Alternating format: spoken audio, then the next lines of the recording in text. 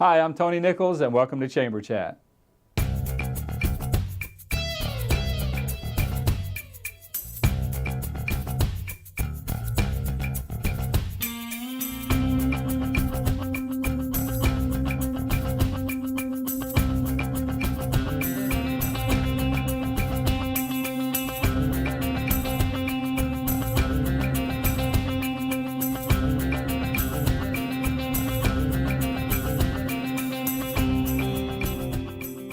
Hi, welcome to Chamber Chat, a program put together by the Salisbury Area Chamber of Commerce to keep you informed of what's going on in your community and in your chamber.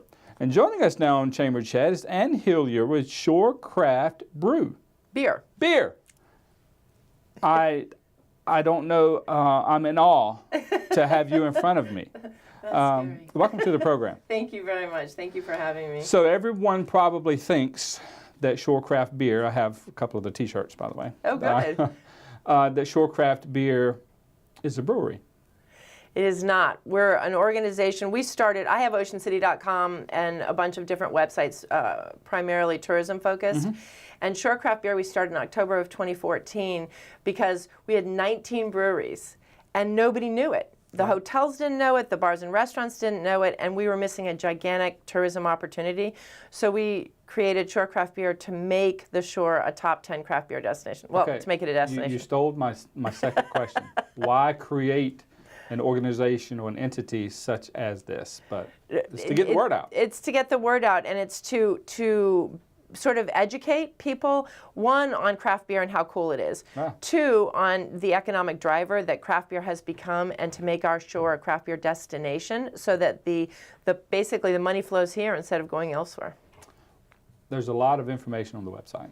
Tons of information. Tons of where do you get all this information from? Do you have people working for you that they give you this information, or is it just driven by a passion for craft beer?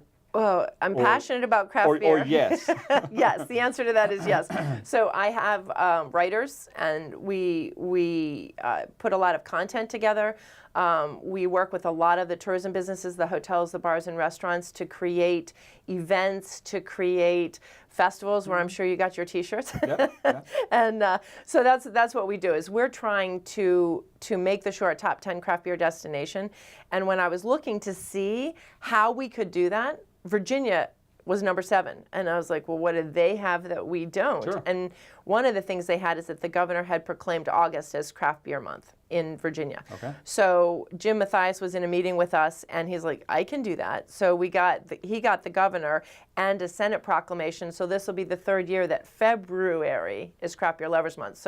So we got that designation. Now we just need to get all the businesses and bars and restaurants to understand what we have, to focus on our local craft beer.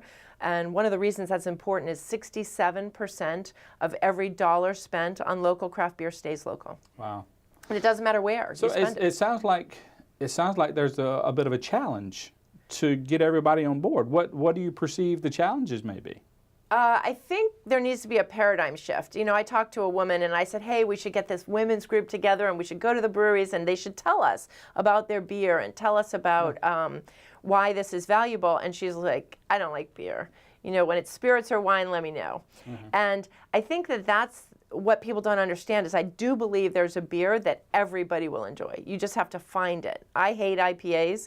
I was at RAR in Cambridge. Okay, you have to stop. We have to end the program now. And find another guest. So I don't like the bitter. Okay. But, and I was told actually that lightning should strike me down because I didn't like IPAs. That was the Chamber Chat version. Yeah, right, exactly. You're a little more delicate. But it goes with everything. So I love stouts and porters, and I love Belgians, and and I like the Rausch beers from Germany. And so I like almost anything that isn't bitter, but I love an IPA. Have you been to Brickworks? No. In Smyrna. No. They have fabulous food, but they did a date with blue cheese in the middle wrapped in bacon. I've had dates in bacon in Southern California. So you eat that with an IPA. You get the floral taste of the hop, you get the smell of the hops, but you don't get the bitter, and it's fabulous. I read a little statistic on your website. While I think it was 14% of women consider themselves craft beer drinkers, and the craft breweries 40% of the people standing in the brewery are women. Right. This is not a sex-based difference. Right. Millennials in particular, millennials drink a third of all craft beer. Mm-hmm. So it's a women and men, and they travel for craft beer. So that's what we're focusing on. Well, that's a good segue, because you've put together with some restaurants and hotels vacation packages that are centered around craft beer. Absolutely. So we have hotel packages, we have specials. If you go to shorecraftbeer.com, it's all listed there. And then we have a big festival coming up for February. So there's going to be celebration all over the shore for February. And we call it Craft Beer Lovers Month. so you can get the kitschy names like Bitter Breakup IPA, or the chocolate cherry stouts. Well, I think that would be a big step if people will get on that, I don't want to say bandwagon, but get on that bandwagon and support those kinds of efforts or those kinds of events. Absolutely. Then that just perpetuates the word. The conversation grows and expands to, not only the event itself, but it grows to water cooler conversation, sidewalk communication, boardroom conversation, and I think that's how you'll ultimately get the word out. Absolutely. And if I walk into a bar and I say, I don't like IPAs, what beer do you have that I might like? If they look at me and they're like, oh God, and they walk away, like that's a problem. But if they say, well, we have X, Y, and Z, and they're made locally, it's that conversation and that level of education that we want. And that's how we attract tourism. And in Virginia, it's a $2 billion industry, craft beer related tourism. Here, it's not even measured. Well, it's a pretty big industry, and it's continuing to grow, because there are a lot of people that are, the Googles or the Apples, that they're brewing beer in their barn out back or their shed or their garage, and they're brewing really good beer. Really good. That's how almost all the brewers in our area started. Right. So they're almost all home brewers.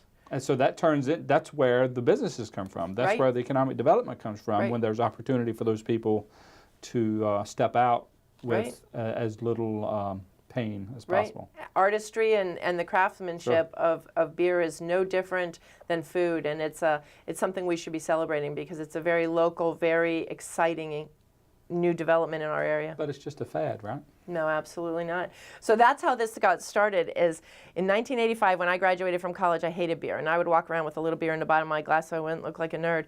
And I was challenged in 2014 by a guy who said, women don't like craft beer and craft beer is a fad. And I put Sam Adams beer on my planes for in 1985 for Presidential Airways. And so 30 years is not a fad. Just saying, my perspective. I kind of poked the bear a little bit, because I read that on the website as well. So I knew the response. Definitely not a fad. How do you think home brewers are supporting, helping, hurting the craft brew movement? Helping hugely. I think that, again, it's the artistry. And so when you cook and you love to cook, you go to a great restaurant when you can get really good food. And the same thing is going on here. I think the home brewing industry is a fabulous industry. They're one of the biggest supporters of the different flavors of beer. And it's a great synergistic, and it just shows the popularity of craft beer across all branches of our population. For craft beer? I think craft beer, we're a little behind here. I think craft beer is a stabilizing, market. Sure. I don't think it's going to go away. A third of all craft beer is consumed by millennials, and they're not even of age. Right. So if you think about that, it's going to continue to be integrated with our bars and restaurants. And right now, 75% of our population lives within 10 miles of a brewery, and I think that's going to continue. And you're going to see some really good, creative uses of craft beer, both in cooking and in drinking, and integrating it locally. So events coming up, or events that you have throughout the year, give us a little snapshot of that before we have to break away. Okay, so February is Craft Beer Lovers Month. All over you'll see events in different locations, the breweries, the bars and restaurants. We have the capstone event on February 24th at Secrets. It's the Shore Craft Beer Fest, Love on Tap. We have some great bar bands, great beer. We have, I think, 13 breweries, 26 different kinds of beer. It'll be fabulous. Very cool. And Hillyer, thanks for showing up and being so happy. Yeah, thank you so much. Did you practice that? I did.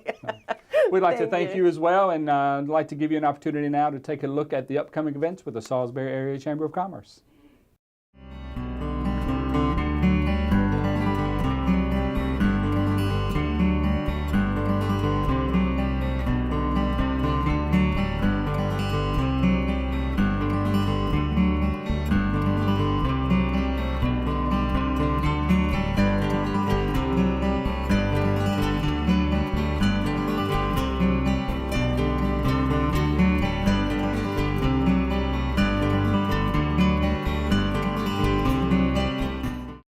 Welcome back to Chamber Chat right here on PAC 14. Joining us now is Joe Comeau with Impact Technology Group. Welcome to the program. Good morning. Thanks for having me. Yes, sir.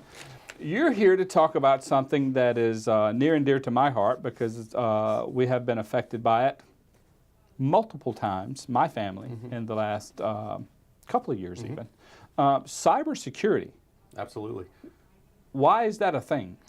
Well, unfortunately, it's a thing because people found out that they could make money by using other people's information and gathering that information and essentially just stealing that information. Information is very high value these days. So why do I, I'm in Wicomico County and I'm in my house and I'm by myself and everyone around me I trust. Why do I have to worry about this person in wherever they are affecting me across the country or across the world? Yep. It is worldwide, and they look at it as low-hanging fruit, okay? You're unlikely to invest as an individual into these extreme measures to protect yourself, but even your credit card information or even your street address is so valuable to other people, whether it just be for a mailing list, which isn't quite as malicious, but buying things on your credit card without your consent and things like that get very intrusive into your life, and it becomes easier and easier. So is it because everyone sees the big breaches that are national, the Yahoo breaches, the email breaches, all the breaches of what was it, Equifax? They're just going after the big companies, but you're saying as tantalizing as the big companies are, is even more tantalizing. Low-hanging fruit is the word you used. Or the everyday person sitting in their living room surfing the web. Yep. So if you think about Equifax, they probably have quite a large budget when it comes to security, protections, things like that, whereas the general home user or even small business in the Wicomico County area, Delmarva, doesn't put their thoughts into that because they're just trying to get their small business to be successful and things like that. Windows Defender. Yeah, absolutely. Hey, my computer's protected, or I haven't been affected before, or it's not going to happen to me because I'm small business. It's a very scary thing. That ties directly into the next question.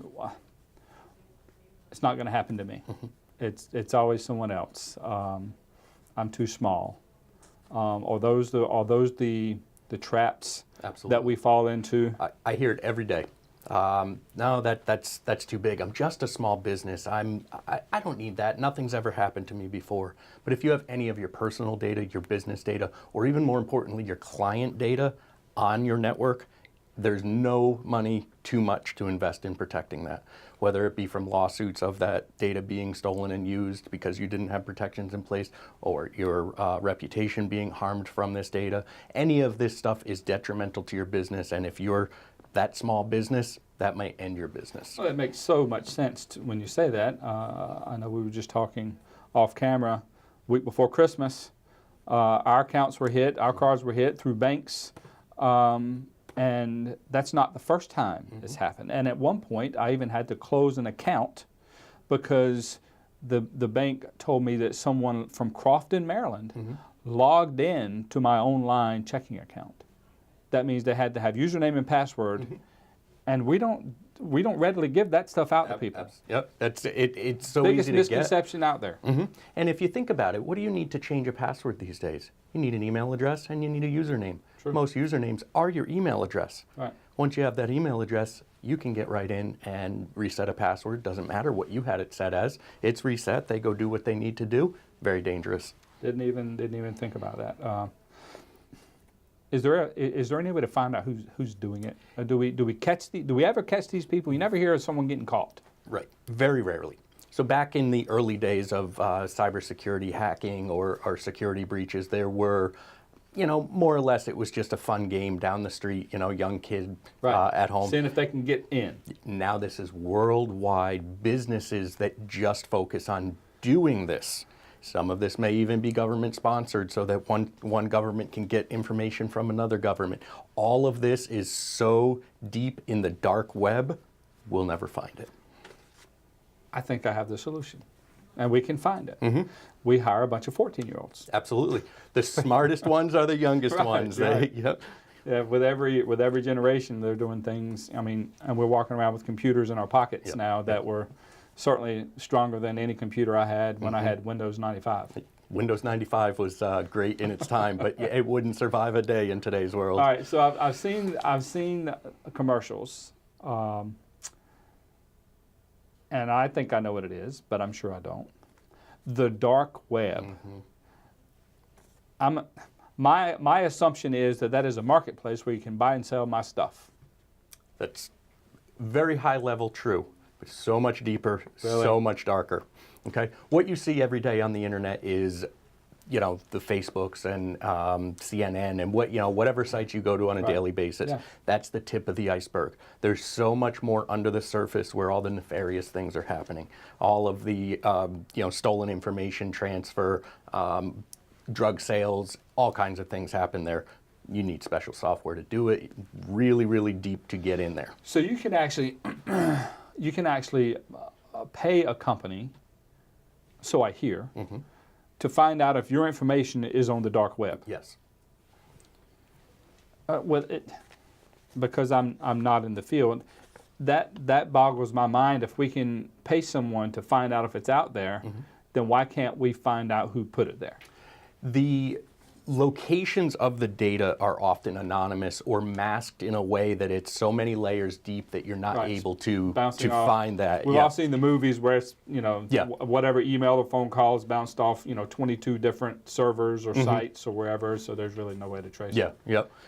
So once they have that data, they could have a password of yours from 10 years, 15 years ago. And it may not be important now, but just knowing that they had that makes you step back and think, whoa, what else might they have? Sure. Yeah, I stepped back when the bank called and told me that someone logged in from a different city, and that'll sit back. Yeah, absolutely. And make you scratch your head. Yeah. What can you do? What can a typical business owner or individual do?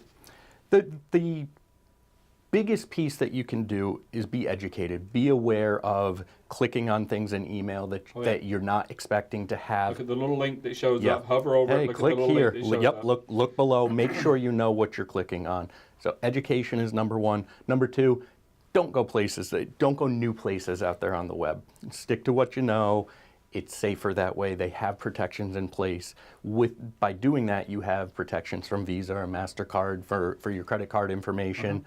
The other thing I highly recommend is changing your passwords very regularly, up to monthly, okay? Especially your banking passwords, your email passwords, okay? From a business standpoint, there are appliances that sit in place and do nothing but monitor that stuff all day long.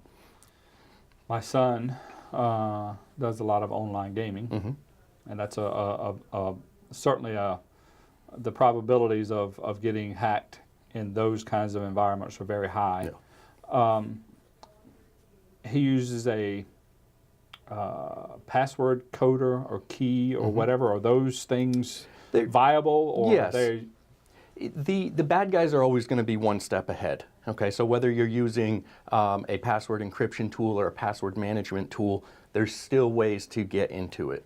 The best way is storing your passwords in your head, or in a locked box, and changing them regularly in case one leaked out. It's not usable if it's already old. Joe Comeau, Impact Technology, good information, man. Thanks for joining us on Thank you very much. Chat. I appreciate it. We'd like to give you another opportunity now to take a look at the upcoming events with the Salisbury Area Chamber of Commerce.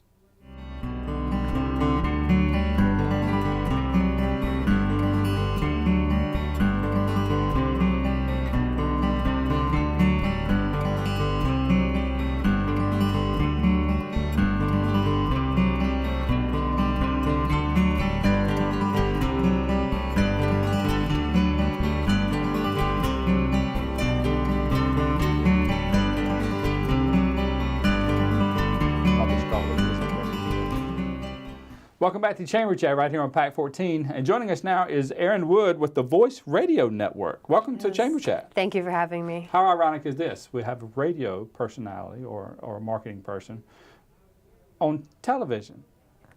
How ironic. It happens from time to time. So here's the first question. Isn't radio dead? Isn't radio a thing of the past? Isn't radio dead? No, it's not. It's not. Especially on Delmarva. We are such a close, tight-knit community here that people care about live and local radio. They want to know what's going on in their community. Yeah. They want to know, and that's how they're going to find out. And I believe the statistic is 93% of Americans listen to terrestrial radio every week. Well, I'm in the 93% because from time to time, I just want a little solitude. I'm by myself and it's quiet. Otherwise, it has to be on. And my wife she can't, I guess she doesn't want to be alone with me because she has to have it on in the car. So I can see where that is still a very powerful medium to get whatever out to people. Are you finding that people are realizing that it's still alive and well, or is it a little bit of a little bit of nudging to say no, it's still very viable with statistics like that? In the community, I have people who say to me, I listen to satellite radio or what have you, Mm-hmm. and then you have other people who say, oh, I love local radio. That's all I listen to. Satellite radio is something you pay for. Terrestrial radio is live and local. It's a free service that we offer. So. And I would think in every community, regardless of what community you come from, very community-oriented and community-centered in the efforts in the marketing. Absolutely. Yeah. Absolutely. So how would radio, how does radio benefit the communities at large? Oh, it benefits in so many ways. I can speak for our radio stations. Yeah. We are so involved in the community. We raised $253,000 for a company called La Esperanza. And La Esperanza is a nonprofit organization in Delaware. Mm-hmm. They raise money for Latinos and victims of crime. And so $253,000, we're very proud of that. That's a lot of money. Yes, and the past 2 years, we've had a festival for them. We've raised $17,000 for them, and 20,000 people came. Wow. So we're very, very happy about that. That's a big deal, 20,000 people. We Yeah, you should tout. I mean, so for a nonprofit to come and sit down or approach radio and say, hey, is this viable for us? How much is it going to cost us? Is there a cost for them to come to you to see if it's viable for them? Obviously, it's viable for them, but how viable it is? Is there a cost? Is there a cost involved to find out? We will help them as much as possible. Sure. We will do what we can. To advertise on the radio, it does cost money to do that. However, for nonprofits, we treat them with as much as respect as possible as they do with the community. Mm-hmm. Yes. Well, that's a big part of, giving back. I mean, it's, do the right thing kind of thing. Yes. The other events maybe that you've worked with, certainly, not to say that you raised $250,000 because that's a pretty big feat. Yes. Any other veins or nonprofits or businesses that you've worked with that ultimately drive, even a company that advertises on a radio, ABC company advertises their cars on the radio. Mm-hmm. That ultimately drives back to the community because that's a local business advertising on the radio, which they're advertising for a local business. But how does all that tie in to drive the economic development for Delmarva? In so many ways. The first thing I think about when I think about nonprofits and Delmarva is I would even say 100% of the people who live here have a heart for other people. This is a special place that we live. And as far as nonprofits, we have raised money for kids' toy drives for kids in need. So we think that's very special for us to do that for people. And we also we gave away turkeys live on the air for company for families in need. Nice. So the idea that the radio is dead or thing of the past, there are times people might have a satellite radio. Okay, that's all well and good, but I do. But there are times when, if you're looking for value, or if you're looking for information, or you're looking for content that affects you, you go to local radio. Yes. Rather than going to the satellites of the world. Is there a particular industry or business segment or nonprofit segment that benefits more, or is it,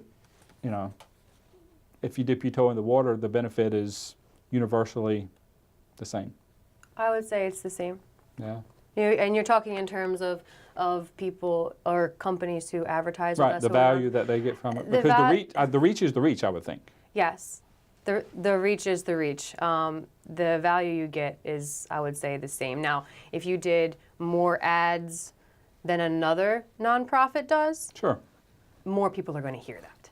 Right. And you might get better results with that. So we did something in the chamber when we did a rebrand several years ago, reach and frequency, reach and frequency, reach and frequency. So I would think that's kind of right in your wheelhouse. Yes, exactly. I preach that every day. Yeah, so it's not only so I have a business or a nonprofit, and I don't know how to create a marketing campaign. Is that something that radio can provide and support? Absolutely. If the person who is helping you with your radio advertising, your rep, if they know the market, they know what message to put in your ad to attract the people in that specific area. Gotcha. So if you have a good rep, you can get very good results. So if you know a lot, that's good. If you don't know too much, then you can still benefit by having a very good local radio rep. Absolutely, absolutely. And as far as our company is concerned, we are always there to help in any way possible. Very cool. Erin Wood, the Voice Radio Network. Thanks for joining us on Chamber Chat. Thank you very much.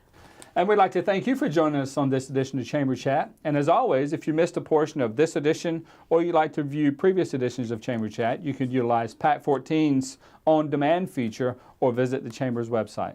That's all the time we have for this edition of Chamber Chat. My name's Tony Nichols, your host, encouraging you to make a difference.